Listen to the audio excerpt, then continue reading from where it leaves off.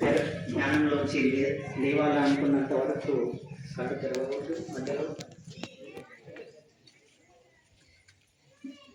నేను ఓకే అని చెప్పేంత వరకు ఎవరు కళ్ళు తెరవకూడదు.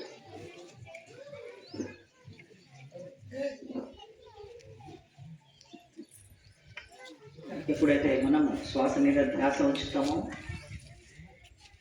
శ్వాసలో ఎంతో ప్రాణశక్తి ఉంటుంది. మనం ధ్యాస ఉంచినప్పుడు మాత్రమే ఆ ప్రాణశక్తిని మనం తీసుకోగలుగుతాం. శ్వాస మీద ధ్యాస ఉంచినప్పుడు మాత్రమే మనము ఆ శ్వాసలో ఉన్న ప్రాణశక్తిని తీసుకోగలుగుతాం.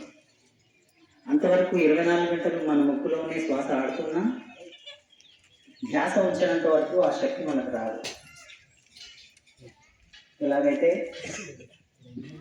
నా మాటల మీద ధ్యాస ఉంచినప్పుడే నా మాటలు మీకు వినిపిస్తాయో, అలాగే శ్వాస మీద ధ్యాస ఉంచినప్పుడే శ్వాసలో ఉన్న ప్రాణశక్తిని మనం తీసుకోగలుగుతాం.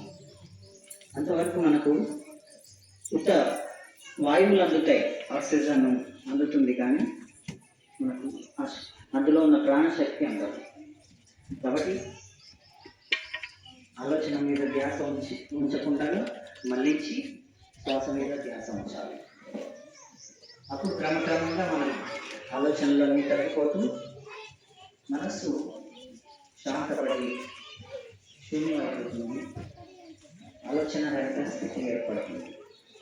అప్పుడు మనం మన లోపలికి ఈ విశ్వంలో ఉన్న అపారమైన విశ్వమైన ప్రాణశక్తి మన లోపలికి ప్రవేశించి నాడీ మండల శుద్ధి జరుగుతుంది. నాడీ మండల శుద్ధిలో సంపూర్ణ ఆరోగ్యం వస్తుంది మనకు.